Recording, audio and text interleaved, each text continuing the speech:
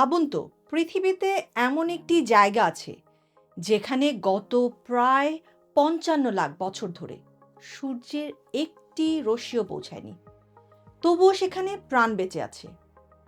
Mobile cave, Romania. এর একটি গুহা যা পৃথিবীর সবচেয়ে অদ্ভুত বাস্তুতন্ত্রগুলোর একটি। ১৯৮৬ সালে এটি আবিষ্কারের আগে এই গুহাটি বাইরের পৃথিবী থেকে প্রায় ৫৫ লাখ বছর সম্পূর্ণ বিচ্ছিন্ন ছিল। এখানে নেই সূর্যের আলো, নেই গাছপালা, এমনকি বাতাসেও অক্সিজেন পরিমাণ খুবই কম।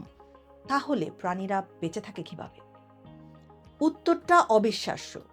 এখানকার জীবেরা সূর্যের শক্তির ওপর নির্ভর করে না, তারা বেঁচে থাকে রাসায়নিক শক্তির ওপর।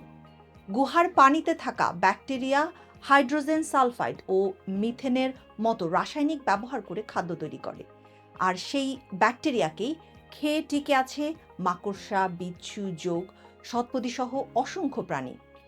সবচেয়ে আশ্চর্যের বিষয়, এদের অনেক প্রজাতি পৃথিবীর আর কোথাও পাওয়া যায় না।